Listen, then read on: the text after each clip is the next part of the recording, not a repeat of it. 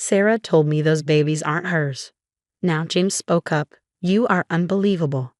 How could you cheat on me? I can't stand you anymore. I want a divorce. I'm not paying for child support.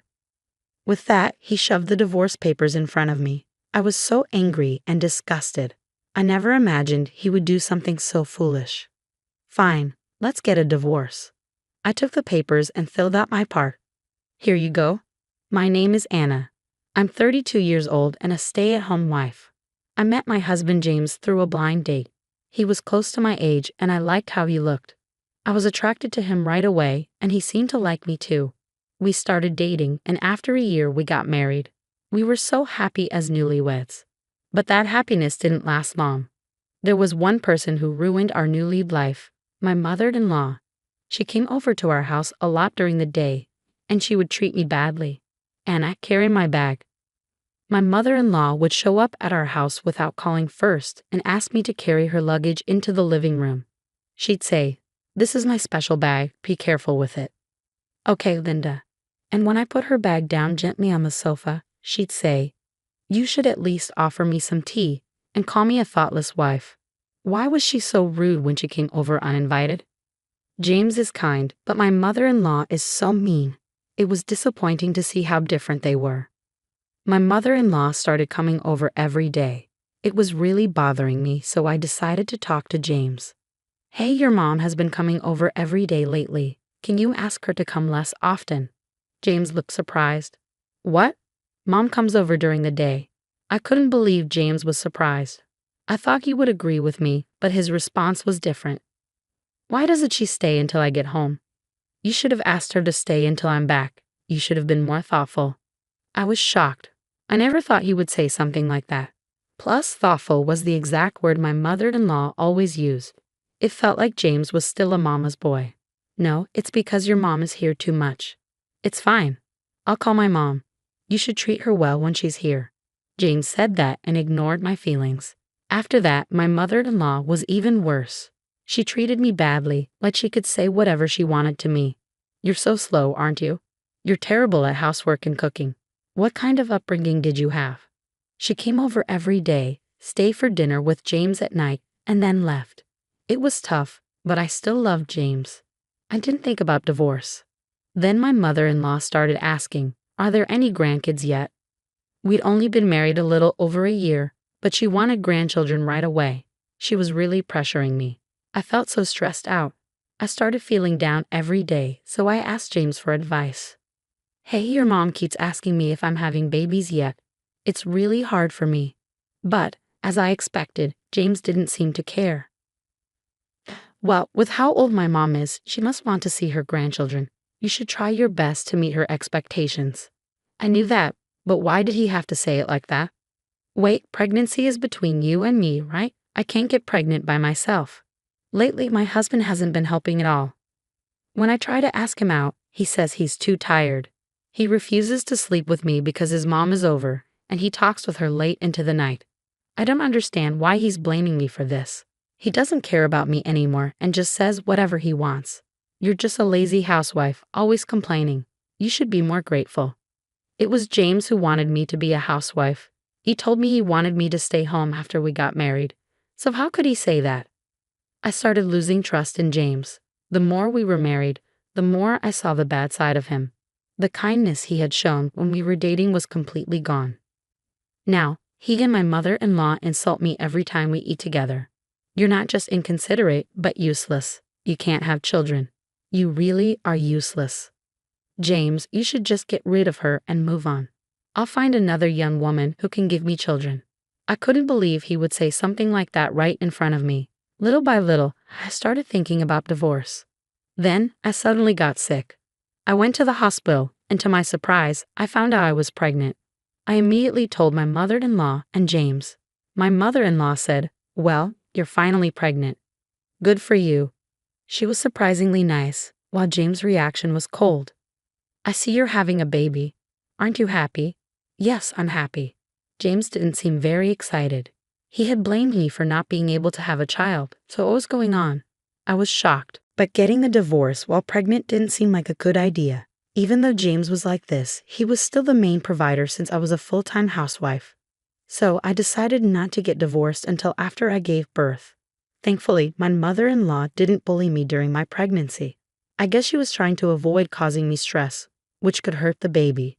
That means she had been intentionally rude to me before. But I'm glad she isn't causing trouble while I'm not feeling well. What really bothered me was James' behavior. After I got pregnant, he didn't harass me as much, but he started coming home later and working more on weekends. He was always on his phone, sometimes smiling and typing messages. Could he be cheating? I started to feel suspicious of James, so I hired a private investigator. A few weeks later, the results came back. Sure enough, James was having an affair with someone at work.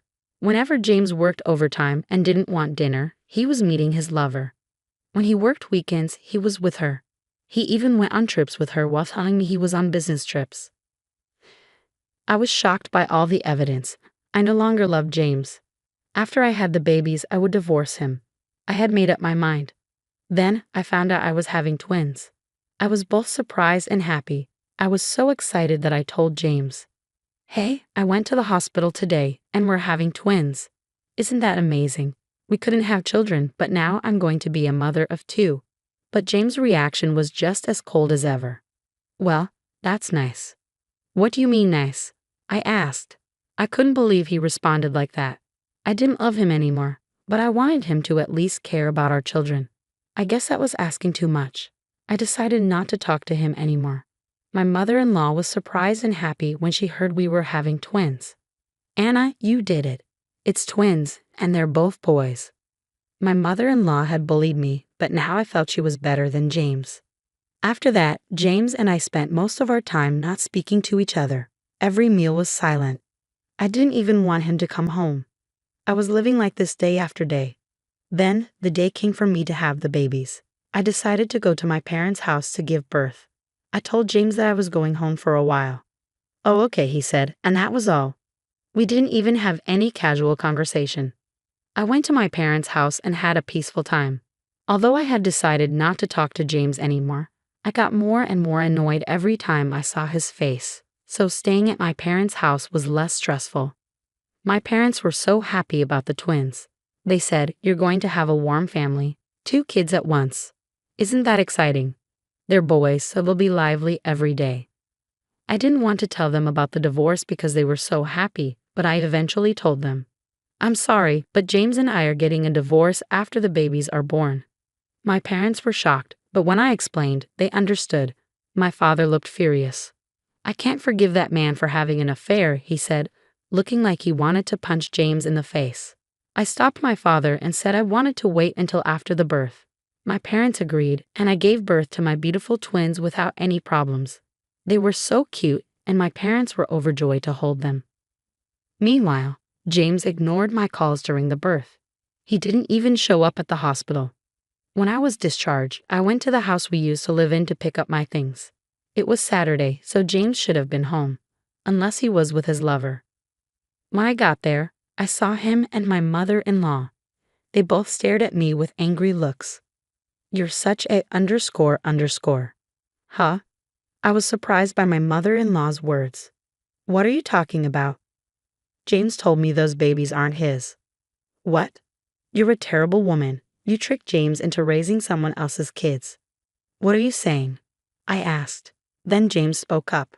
"You're a horrible woman for having an affair. I can't stand you anymore. I want a divorce. And of course, I won't pay child support." With that, he shoved the divorce papers in my face. I was furious and disgusted. I had no idea he had been planning something so ridiculous. "Fine, let's get a divorce," I said, taking the papers and filling out my part. "Here you go." When I handed them to him, he looked a little surprised. He was probably shocked because I wasn't upset. You're admitting to your affair, you lousy __." My mother-in-law crossed her arms and glared at me. "I'm going to get my alimony. You need to pay me," I said. James looked confused as the conversation was going more smoothly than he expected. I added, "Oh, I'm the one who's getting the alimony." What are you talking about __?" he asked. "You had an affair. You're paying the alimony, you idiot. You don't even know anything, so please shut up." I silenced my noisy mother-in-law and laid out the proof of James' affair on the table. Seeing this, James turned pale. My mother-in-law, surprised, asked, "What do you mean?" "I think you've been having an affair with a younger woman for a long time, even before I got pregnant.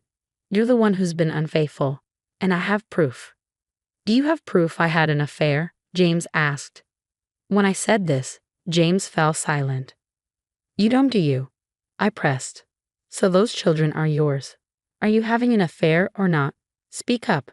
My mother-in-law, usually calm, raised her voice. "Didn't you see how upset I was when your father had an affair? And now you're doing the same thing." "I'm sorry," James apologized to her, as though admitting his guilt. I had no idea that his mother had divorced due to her own husband's infidelity. That made James even worse in my eyes. "I'm so sorry, Kate. My foolish son did something terrible. I'll make sure he pays for alimony and child support." Hey, Mom, don't make decisions without me," James protested. "Don't think you can just have fun. If you have an affair, you'll lose everything, your family and your relationship with me." James was shocked by his mother's words. I was grateful that my mother-in-law was on my side, but that didn't mean I forgave her. "You're right, this is unforgivable, but the stress from your past actions will never go away." "What?" James asked. "I have records of your emotional abuse. I've already filed a claim for mental distress. I'll also file for damages for moral harassment due to your actions." At this, James' eyes went wide. "That's not happening. How much do I owe you?" I replied, "Well, child support is about $100,000 and alimony is about $40,000. Oh no, if you add that up, it's $140,000. Good luck with that. Let's talk through our lawyers." I packed up my things and left. Through my lawyer, James and I successfully got a divorce. He and his mistress paid me a lump sum for alimony, and I also requested child support from him. Currently, he pays me about $600 per month. He fell deep into debt, and his lover dumped him. He was also cut off by his mother and now lives a lonely life, struggling to pay off his debts. Meanwhile, I returned to my parents' house.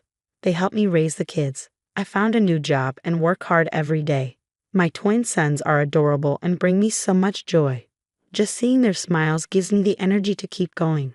I will continue to work hard for them. Not only did James harass me, but he also had an affair. He's a real scumbag. I learned that his mother suffered from infidelity too, but instead of showing empathy, she bullied me. There's no excuse for that. I don't think I'll ever forgive her. I hope Kate, with her lovely sons, can move on to a happy life. Thank you for watching until the end. Please subscribe to our channel. See you in the next video.